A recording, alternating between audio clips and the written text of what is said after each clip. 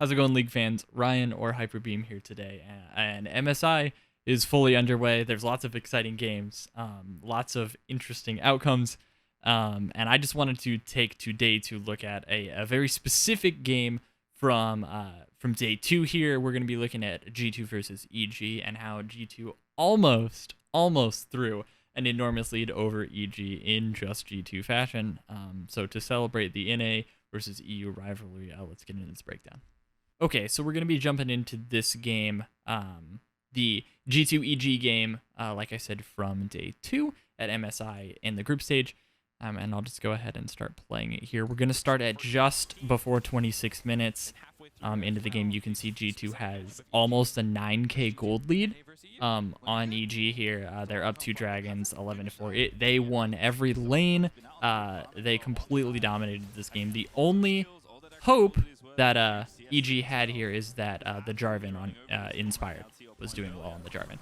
So you can see here that they're posturing for Baron back and forth now, it being 26 minutes into the game. So each team is fighting a revision here, and they're constantly back and forth. There's so many ghost wards at this point in the game. So again, EG is walking up here to clear.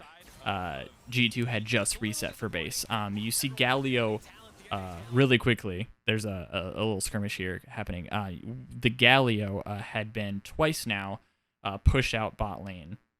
Pushed out bot lane, just to trying to get some pressure on the other side of the map, which is typically a totally fine thing for Galio to do.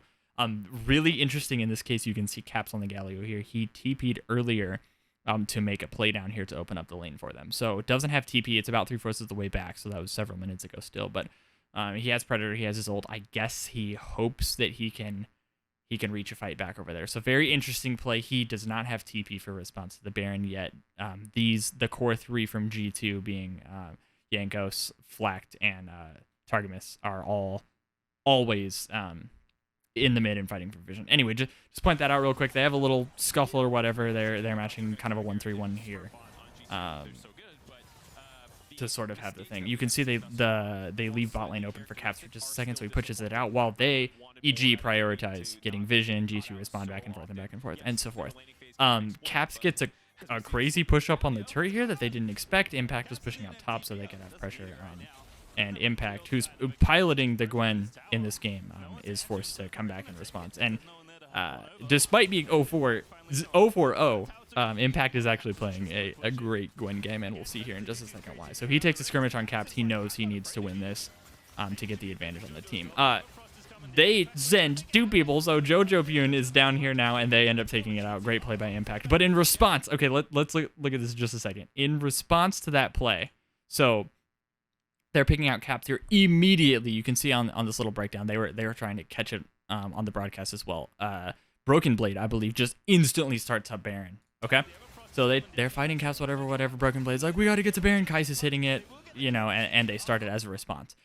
Jankos is still clearing vision. The miscoordination and mistiming here actually completely throw the game. So there are 2 different things that I wanted to point out specifically that made this possible for EG to come back and G2 almost completely just throw this 9-10k gold lead. The mistiming here is crazy, but like they got to take advantage of it. They've been back and forth on the Baron for like 15 minutes, right? So whatever. So Jankos is fighting for the vision, gets it.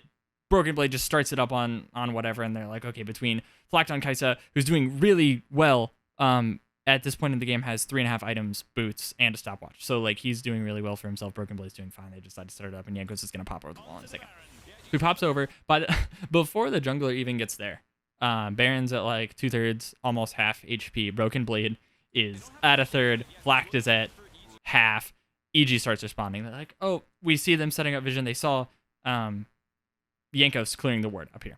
So they immediately respond. They're sending everybody. They had 3 in the area. The Gwen is still up there. Crucially, the Gwen still has TP. That ends up not mattering as much, but we'll see in a second. So what do you do as an Ezreal with no vision?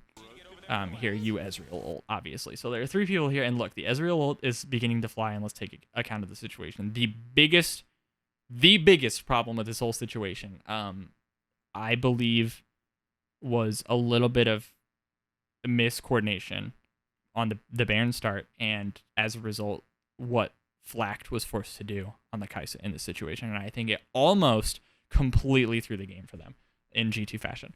Okay, so Broken Blade is literally about to die here. A third health on Baron. Ezreal ult's coming in. Let's see what happens right as the Ezreal ult crests over then. This is the most important part to me. Ezreal ult goes over. Does not hit Broken Blade. Does not hit Broken Blade. Magically. As Inspired just flashed over. And he's only watching the group for engage and Baron health with his smite. Broken Blade doesn't get hit somehow. Flack gets hit by it. Flack gets hit by the Ezreal and slowed by the Baron at the same time at a third HP. He has a third HP. Inspired just slashed in. As an AD carry, I've played a lot of AD carry. I have died a lot as an AD carry. In this position, you flash out and don't get hit by the Ezreal or don't get slowed. Or you're confident that you can turn it. And I don't think in a situation like this, he should have been confident with the Jarvan flashing over. He can clearly see him. So he gets tagged by the ult and slowed, immediately heals. Jarvan flag drags in. Rakan ults. Immediate flash W by the Rakan with the ult and flacked up. He could have flashed out of it. In a situation like this, his only option really was to flash farther away from it and hope that they can burst down the Rakan with Broken Blade here. But the Gwen's TPing, I doubt he was paying attention to that in this time. But do that before they could turn around on the Gwen, I don't know. The only chance that they turn this around is an insane play by Targamas on the Pyke to protect him, which he's way over here for some reason. A little bit of misposition on his part, and then maybe killing the Rakan on the engage. He decides to heal to move slightly faster after being slowed and just immediately gets jumped on. No flash, no stopwatch, nothing. Immediately popped, insta-dead.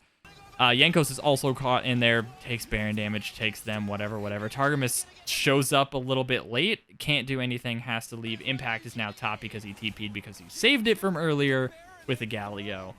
And they are completely lane assignments. Impact is just pushing it out.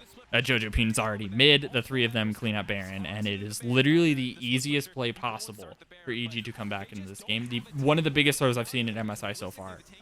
Maybe not one of the biggest throws from G2 ever, but absolutely incredible for like a second day game and a 9K gold lead that G2 had at this point, and an incredible look by Vulcan and Inspired specifically to catch those players out in the group that was on Baron. And yeah, they talk about it again, the impact grab on here, and a little bit of misplay from Caps not having TP. I just think it was a little bit of an audacious attempt from G2, and a couple little things that EG capitalized on completely shook that game to its core. It ended up going a lot longer than it needed to from G2's perspective, probably, and was a lot closer. But in the end, they managed to have a pretty good late game team fight and come back for it. But yeah, that's my breakdown of how G2 almost completely threw the biggest lead at MSI so far, and how EG